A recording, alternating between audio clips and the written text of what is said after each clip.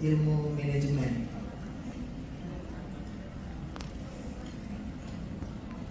Ya, saya sudah 14 tahun sebagai direktur di Rumah Sakit Anissa. Mudah-mudahan pada tahun tahu ya Rumah Sakit Anissa. Ini adalah rumah sakit kelas C dengan 196 tempat tidur.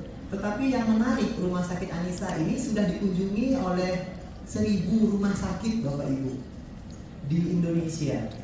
Jadi dari 3.300 rumah sakit itu sudah datang ke Tangerang itu 1000 rumah sakit untuk kita mengelola pasien BPJS. Apa yang menarik dari Rumah Sakit Anissa adalah dengan fokus pada segmen BPJS, dari 1 rumah sakit menjadi 6 rumah sakit, gitu kan. Dan pendapatannya walaupun mengelola pasien BPJS bisa dapat 700 juta sehari atau 21 miliar sebulan. Jadi ada sebuah potensi besar sebenarnya kalau kita fokus mengelola segmen BPJS ini Bapak Ibu. Karena dalam ilmu strategi bersaing, kita ada 3 cara untuk bisa sukses. Ini bukunya dari Michael Porter, Bapak Strategi Dunia, suhunya, ya kan? Ada 3 jalan. Kita mau low cost seperti Citylink, kita mau diferensiasi seperti Garuda, atau kita mau fokus seperti pesawat charter misalnya. Jadi 3-tiganya bisa membawa kita ke suksesan, ke puncak. Manajemen rumah sakit harus memutuskan dia mau memilih jalur yang mana. Apakah jalur low cost seperti Citylink, atau mau jadi Garuda atau Singapore Airlines, atau mau jadi pesawat charter misalnya. Nah dari sini clear, kalau Rumah Sakit Anissa kita memang memilih segmennya BPJS, jadi segmennya Citylink Bapak Ibu. Penumpang yang itu tidak ada masalah. Target market kita adalah di BPJS. Ini clear Bapak Ibu. Jadi dalam ilmu strategi itu dijelaskan kita harus memilih salah satu jalan dan istiqomah menjalani jalan itu. Nggak boleh berpindah-pindah ke kiri, ke kanan, ke kiri, ke kanan. Ya, butuh sesuatu yang lebih konsisten. Kenapa Rumah Sakit Anissa memilih segmen BPJS dan menjadi rumah sakit kelas C? Ya, karena dalam BPJS ada konsep rujukan berjenjang. Pasien harus ke C, D dulu, baru boleh ke rumah sakit B. Karena marginnya tipis, maka kita butuh volume yang banyak. Ini kira-kira seperti itu. Makanya rawat jalan kita bisa 1000 pasien sehari, ya, karena pasiennya banyak, walaupun untungnya mungkin sekitar 10.000, 15.000 satu pasien, kalau dikumpulkan juga bisa banyak. Yang menariknya adalah kalau kita memilih segmen low cost atau JKN, ya, atau BPJS sebagai target market kita, pangsa pasarnya luas, ya, persaingannya ketat karena semua orang sekarang sudah masuk ke segmen BPJS. Fokusnya pada kuantitas, jumlahnya harus banyak. Tidak bisa kita fokus ke segmen low cost tapi sedikit pasiennya, itu nggak bisa, akan sulit kita. Ya, marginnya tipis, kekuatannya pada standarisasi layanan dan kontrol biaya. Yang paling sulit adalah yang warna biru ini Bapak Ibu, yaitu sangat dipengaruhi oleh regulasi. Nah ini beratnya. Kalau tarifnya tidak dinaikkan, kita nggak bisa berbuat apa-apa. Ada juga rumah sakit yang memilih segmen non BPJS atau diferensiasi. Beberapa rumah sakit seperti Dok Indah misalnya atau Mandaya di Tangerang, mereka declare mereka tidak melayani BPJS, mereka jadi Garuda. Tantangannya juga berbeda. Kalau memilih segmen ini kita di Samudra Biru, artinya kita sendiri atau cuma berdua, bertiga pemainnya, fokusnya pada kualitas, marginnya tebal, tetapi kekuatannya pada layanan unggulan. Jangan sampai kita memilih segmen diferensiasi, kita tidak punya layanan unggulan, kita nggak ada yang bisa kita jual. Ya, inovasi layanan harus terus dilakukan, investasinya besar. Kenapa rumah sakit tidak banyak masuk ke segmen ini? Karena dia butuh investasi yang besar. Makanya hanya pemodal-pemodal besar, grup-grup besar yang masuk melayani segmen ini. Itu Bapak Ibu, message pertama yang saya mau sampaikan adalah harus clear rumah sakit kita mau low cost, mau diferensiasi atau mau fokus. Kalau fokus rumah sakit jadi rumah sakit khusus, jadi rumah sakit bedah, jadi rumah sakit mata misalnya. Apa problem rumah sakit di Indonesia, Bapak Ibu? Kalau kita mau bisa bagus mengelola rumah sakit, problem ini harus kita atasi. Yang pertama adalah problem di infrastruktur dan SDM. Banyak sekali rumah sakit yang mengalami hambatan di infrastruktur, apalagi di Tangerang. Karena kita banyak rumah sakit tumbuh, yang dari RB ke RSIA menjadi RSU, tempat tidur bertambah. Itu hambatan kita di infrastruktur, baik di sarana, prasarana maupun peralatan medis. Kita juga mengalami hambatan di SDM-nya, baik kekurangan jumlah maupun kekurangan kompetensi. Persoalan rumah sakit yang kedua sehingga sulit untuk berkinerja baik adalah persoalan organisasi. Nah, ini yang paling sulit, yaitu persoalannya ada di leadership, teamwork, alignment, culture, dan governance, Bapak Ibu. Persoalan organisasi ini memang membutuhkan orang-orang yang memang terlatih ya di dalam organisasi. Harapan saya teman-teman yang biasa aktif di ID, kalau suatu saat memimpin rumah sakit itu lebih bisa membenahi problem-problem di organisasi ini. Yang ketiga, ya kan, problemnya ada di ilmu manajemennya. Yaitu apakah manajemen SDM, manajemen operation atau pelayanan, manajemen pemasaran, manajemen keuangan maupun manajemen strategis.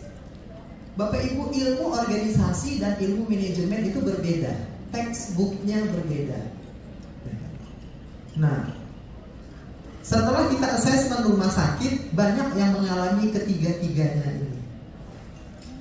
Seorang magister administrasi rumah sakit, dia belajarnya banyak belajar ilmu manajemen. Kenapa kadang dia kesulitan untuk mengelola rumah sakit? Karena dia lemah di ilmu organisasinya, lemah di leadershipnya, lemah di membangun teamworknya, alignmentnya, membangun culture-nya, dan tata kelolanya. Jadi ini ketiga-tiganya harus bisa diatasi dengan baik. Saya lagi menyiapkan satu buku untuk manajemen rumah sakit. Mudah-mudahan tidak lama lagi bukunya bisa diterbitkan sehingga bisa dipakai panduan kita untuk mengelola rumah sakit. Ada 3 modal menurut saya yang juga harus diperhatikan oleh rumah sakit. Ini saya sebut dengan pohon Anissa. Ini adalah sasaran strategisnya rumah sakit Anissa. Ada akarnya, ada batangnya, ada daunnya dan buahnya. Akarnya itu ada 3, modal manusia, modal organisasi, dan modal IT. Kalau akarnya bagus, pohon ini juga akan tumbuh subur dan kokoh. Batangnya, kita tidak hanya service excellent, yaitu bintang 5, tapi klinikalnya juga harus excellent. Jadi layanan mediknya harus bintang 5, layanan hotelnya juga harus bintang 5. Kemudian daunnya adalah memberikan kepuasan pada pasien, dan buahnya adalah pendapatan rumah sakit meningkat, EBITDA-nya juga bagus, sehingga rumah sakit bisa tumbuh dan berkembang. Bapak Ibu, kalau pohon ini kuat, maka badai, petir, hujan yang melanda, niscaya pohon ini akan tetap tumbuh. Artinya apa? Lingkungan eksternal yang berubah-ubah akan tidak membuat rumah sakitnya roboh, karena dia kokoh, Bapak Ibu. Jadi kekuatannya Anissa itu adalah pada modal manusia, modal organisasi, dan modal IT. Saya ibaratkan seperti ini. Modal manusia itu adalah bibitnya, modal organisasi itu adalah tanahnya di mana bibit itu ditanam, dan modal IT itu adalah pupuknya. Jadi seperti itu, Bapak Ibu.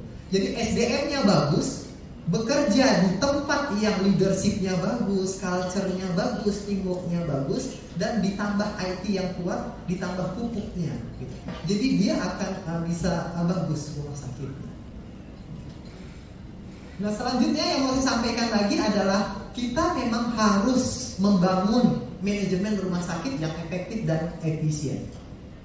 Dalam membangun organisasi rumah sakit, kita harus paham aktivitas manajemen, yaitu planning, organizing, leading, dan controlling. Ini adalah job desk-nya Bapak Ibu. Ini adalah job desk kalau kita bekerja di ilmu manajemen. Planning itu kita harus ngapain aja, organizing ngapain aja, leading ngapain, dan controlling ngapain. Ini udah jelas sekali Bapak Ibu panduannya kalau mau masuk ke bidang manajemen. Selanjutnya saya akan menjelaskan secara singkat 5 modal organisasi. Ini yang paling sulit untuk diatasi oleh banyak rumah sakit. Pertama adalah leadership. Seorang leader harus berani menentukan arah organisasi. Organisasi kita itu mau ke utara, selatan, barat, timur.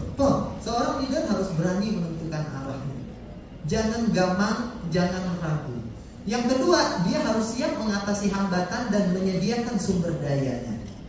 Jangan sampai kita misalnya arahnya mau going digital, tapi kita tidak menyiapkan sumber dayanya. Nah, itu nggak boleh.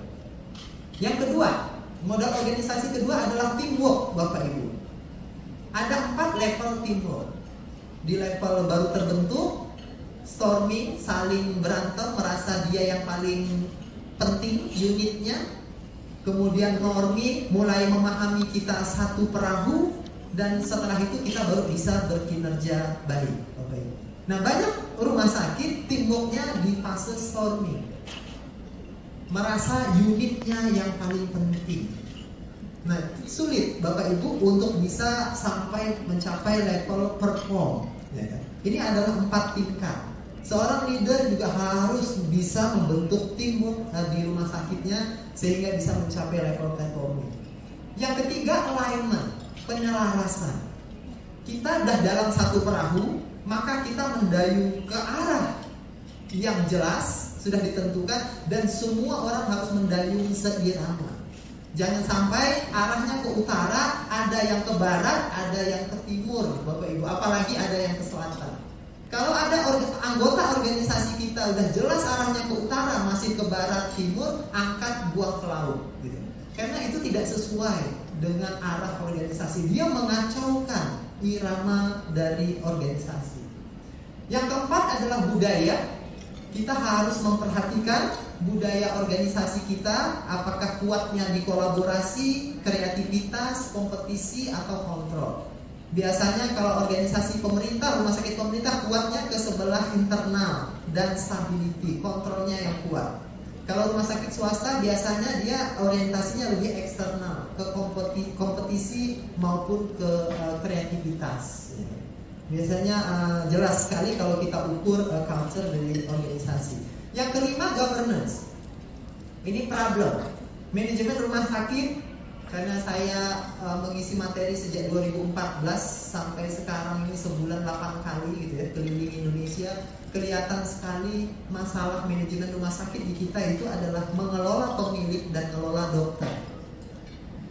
Nah, rumah sakit yang mampu mengelola pemilik dan mengelola dokter dengan baik, rumah sakitnya akan berhasil. Siapa yang mampu mengatasi 2 merah, inilah rumah sakit yang berhasil. Dan disinilah tantangannya. Ya, banyak yang tidak berhasil. Saya banyak ditanya, di Anissa seperti apa ya Dokter Edi ngelola staf medisnya? Nah, di rumah sakit Anissa sebagian dokter itu kita adalah bagian dari pemilik ya, rumah sakit Anissa, sehingga sense of belongingnya jadi tinggi. Yang nomor 2, jasa medisnya di Anissa diberikan fee for service. Jadi jelas satu pasien BPJS kita bayar misalnya 70.000 itu clear, ya kan? Kemudian dan dibayar tanggal 2 bulan selanjutnya, tidak menunggu BPJS-nya cair. Nah, ini kepastian seperti itu membuat dokter kita bisa lebih nyaman, didukung oleh tim pelayanan yang kuat, ya kan? Tim keperawatan yang kuat juga membantu dokter-dokter kita untuk lebih betah di rumah sakit kita. Di samping juga kita memberikan penghargaan. Selanjutnya, yang penting juga kalau kita di manajemen rumah sakit adalah kita harus mampu membangun keunggulan bersaing. Apa yang membuat rumah sakit kita bisa unggul dibandingkan rumah sakit yang lain? Ya kan? Nah, dari buku-buku terbaru Bapak Ibu, ternyata kompetisi ke depan itu ada di digital dan bahkan sudah ke era AI. Jadi rumah sakit yang tidak melakukan transformasi digital dan mengembangkan artificial intelligence akan sulit Bapak Ibu di masa yang akan datang. Eranya sudah ke era AI. Tinggal tantangannya, kita mau bangun sendiri, mau KSO, atau kita mau membeli. Jadi rumah sakit tinggal 3 pilihannya, mau build, borrow, atau buy strateginya. Kalau tidak punya modal kuat, tidak punya tim yang kuat, mungkin pilihannya bisa KSO. Untuk membangun keunggulan bersaing juga, rumah sakit harus memilih 1 dari 9 atau 10 penyakit terbanyak di Indonesia ini. Kompetensi mana yang mau kita bangun? Kompetensi mana yang mau kita bangun? Kita mau jago di stroke, di ginjal, di paru, gastro, atau infeksi, itu yang harus dipilih oleh rumah sakit Bapak Ibu. Karena waktunya tinggal sedikit, saya percepat Bapak Ibu. Kemudian bagaimana kita meningkatkan strategi mutu layanan, ya? Intinya yang mau saya sampaikan, rumah sakit yang besar, rumah sakit yang maju, rumah sakit yang mutu layanannya bagus, jumlah dokternya harus banyak. Gitu. Kalau jumlah dokternya sedikit, sulit Bapak Ibu kita untuk mendapatkan pasien yang banyak, sulit kita untuk menjaga mutu standar. Karena misalnya dokternya cuma 1, begitu cuti, umroh misalnya, bisa kosong itu spesialis tersebut. Makanya di Anissa kita 1 spesialis minimal 3, sehingga ada kontinuitas dari layanan Bapak Ibu. Kemudian rumah sakit harus mampu melakukan efisiensi. Nah, ini adalah data yang dicari oleh rumah sakit se-Indonesia, data Anissa yang ini. Pendapatan harus minimal 30 juta per karyawan. Kalau rumah sakitnya punya 200 karyawan, kali 30 juta, pendapatannya harus 6 miliar. Produktivitas harus penuh dulu. Kemudian berapa biayanya? Biayanya kita bagi dalam 4 klaster. Obat dan alkes sekitar 14% dari pendapatan. Jasa medis porsinya di Anissa 23-24%. Ini lebih tinggi dari standar ID. ID sekitar 20% dari pendapatan. Anissa memberikan 23-24% dari pendapatan.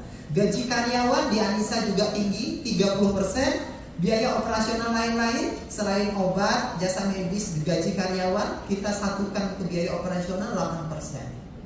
Ada anomali di sini kalau Bapak Ibu lihat, untuk SDM textbooknya bilang tidak boleh lebih dari 45% untuk servis. Untuk manufaktur 40%. Anissa dokter 23, karyawan 30, kami memberikan 53% dari pendapatan itu untuk SDM. Kenapa bisa seperti itu? Karena HPP-nya rendah, operasionalnya rendah. Jadi rumah sakit ini efisien sehingga bisa berbagi untuk dokter dan karyawannya cukup baik. Total OPEX kita 75%, masih menghasilkan EBITDA 25%. Nah, kalau mau melakukan efisiensi, kendalikanlah bukan hanya variable cost, biaya yang muncul karena ada pasien, biaya obat, biaya makan, lab, ronsen. Biaya yang muncul kalau ada pasien itu variable cost, kendalikan juga fixed cost-nya, biaya tetap. Biaya yang pasti keluar setiap bulan, ada nggak ada pasiennya dia tetap keluar. Nah, strategi Anissa banyaknya mengendalikan biaya fixed cost-nya ini untuk efisiensi. Apabila pasiennya banyak, maka pembaginya jadi besar, per unitnya dia akan kecil. Kemudian supaya tidak besar penyusutannya, kita berinvestasi pada alat-alat yang tidak terlalu mahal. Jadi bukan brand based, tapi value based. Dan karena SDM merupakan beban fixed cost yang besar, kita menggunakan IT yang terintegrasi. Selamat datang, Teradi. Kemudian mengendalikan variable cost, kita mengendalikan ALOS, average length of stay, dan HPP-nya, Bapak Ibu. Jadi gasnya harus dimainkan supaya produktivitasnya tinggi, kemudian remnya juga harus diinjak supaya hasilnya EBITDA kita bisa 25%. Kalau EBITDA kita 25%, maka rumah sakit bisa tumbuh, mutu bisa dijaga, dan kesejahteraan karyawan dan dokter bisa dipenuhi. Terima kasih. Assalamualaikum warahmatullahi wabarakatuh. Waalaikumsalam. Terima kasih.